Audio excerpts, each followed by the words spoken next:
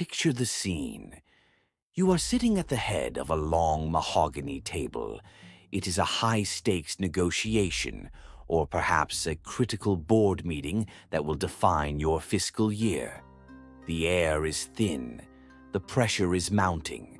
Suddenly, the dynamic shifts. A trusted colleague drops the ball at the worst possible moment. Or perhaps the opposing counsel slides a piece of paper across the table with an unreasonable, almost insulting demand. You feel it instantly. The physiological hijack. Your pulse spikes. The heat rises up your neck and flushes your face. Your vision narrows. The primal part of your brain screams at you to strike back, to defend your territory, to explode. And before you can stop it, you snap. In that single, fleeting second of anger, you did not just lose your temper. You lost the room. You lost your leverage. And you likely lost the deal. We have all been there. It is a human reaction. But let us be brutally honest. For a leader, uncontrolled emotion is a fatal liability. In the C-suite, volatility is not seen as passion. It is seen as incompetence. So here is the question worth millions. How do you maintain absolute zero-degree cool when the heat is on? How do you detach from the chaos and operate with surgical precision? The answer does not lie in modern management textbooks. It lies in the shadows of history. Today, we look to Hattori Hanzo, the legendary ninja master of feudal Japan. To a ninja, silence was a weapon, and calmness was not just a personality trait, it was a survival strategy. In this session, I will walk you through 3 specific mental protocols derived from the Ninja Code, adapted for the modern executive. By the end of our time together, you will possess what the Japanese call the immovable mind, allowing you to make unwavering, razor-sharp decisions, no matter the chaos surrounding you. Let's master your mind. Let us begin with the first secret, a concept known as Fudoshin. Fudoshin translates to the immovable mind or the immovable heart. It is a state of total philosophical and emotional equanimity. Imagine a ninja in the 16th century, surrounded by enemies in the dark. If he panics, he dies. If he screams in anger, he reveals his position. Instead, he remains perfectly still. Like a rock in a rushing river, the chaos flows around him, but he is not moved by it. He does not react impulsively. He responds strategically. Now bring that into the boardroom. When someone insults your competence or a project collapses, your brain is flooded with cortisol and adrenaline. Neuroscience tells us that this chemical peak, this hijack, lasts for approximately 6 seconds. These are the most dangerous 6 seconds of your career. This is the danger zone. Reputations built over 20 years can be ruined in this 6-second window. So, what would Hattori Hanzo do? He would never draw his sword blindly. He would vanish into the silence to assess the threat. Here is your practical application. We call this the tactical pause. The next time you feel that heat rising in your chest, the next time you want to interrupt, do not speak. Do not type that angry email. Freeze. Force a tactical pause. Breathe in deeply through your nose, filling your diaphragm, and exhale slowly through your mouth for exactly 6 seconds. To the untrained eye, you are simply thinking, but internally, you are overriding your biology. You are waiting for the chemical storm to pass. This is not running away. It is a display of dominance. In a room full of noise, the person who holds the silence holds the power. Silence is your shield. When you refuse to engage in the chaos, you force the other party to sit in the discomfort of their own outburst. You win without saying a word. Once you have mastered the silence, you must shift your vision. This brings us to the second technique, the ceiling perspective. Ninjas were masters of infiltration and intelligence.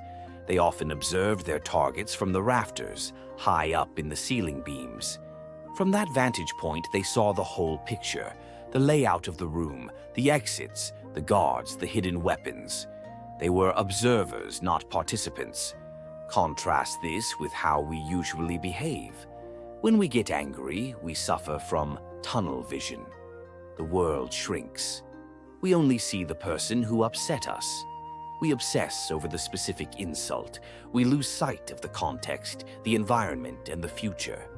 You need to cultivate the ability to disassociate. Here is your action step. Narrate the scene. In a heated moment, use your imagination to float out of your body. Visualize yourself watching the meeting from the ceiling, looking down at the conference table. See yourself and your opponent simply as pieces on a chessboard. Then narrative the situation in your mind using the third person. This is a powerful psychological trick. Instead of thinking, "I am so angry at him," which reinforces the emotion, tell yourself, "Look, the client is raising his voice. He seems stressed. And look, the CEO is leaning back. His heart rate is increasing. This is an interesting development."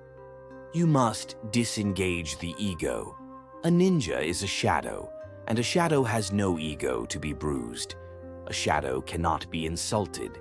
When you detach your ego and observe the scene objectively, like a scientist looking at a lab experiment, the anger loses its fuel. You become transparent. The insults pass right through you, leaving your judgment crystal clear. Now that you are calm and you are viewing the battlefield objectively, you must decide how to act. This is the final and most critical technique. The mission first. Hattori Hanzo was not a mindless killer. He was a strategic asset. He served a great lord, Tokugawa Ieyasu, with one singular goal: to unite the country and end the war. Every action had to serve that mission. Even if an enemy spat in his face, Hanzo would not fight if it risked the mission. He prioritized execution over pride. He did not fight useless battles. He understood the return on investment of his energy. In business, we often forget this. We get dragged into petty arguments to prove we are right. But being right is irrelevant if it costs you the objective. Ask yourself, does exploding at your operations team help you ship the product on time? Does shouting at a difficult client help you close the contract? If the answer is no, then that battle is a waste of resources. It is strategic suicide. Here is your action step. The goal filter. When anger strikes, look past the person standing in front of you. Look at the goal behind them. Ask yourself a simple binary question. Is this emotion useful for my mission? If the emotion does not serve the P and L, if it does not serve the vision, discard it. It is overhead.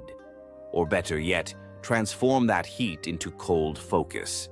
Use that aggressive energy to drive the project forward, to outwork the competition, to find a solution that renders the insult irrelevant. A true leader does not get mad, they get results. They do not seek revenge, they seek success.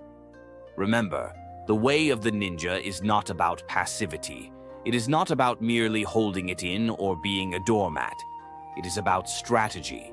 It is about absolute control. Let us recap your new arsenal for the corporate battlefield. First, Fudoshin, the immovable mind. Use the 6-second breath to override your biology and create a tactical silence. Second, the ceiling perspective.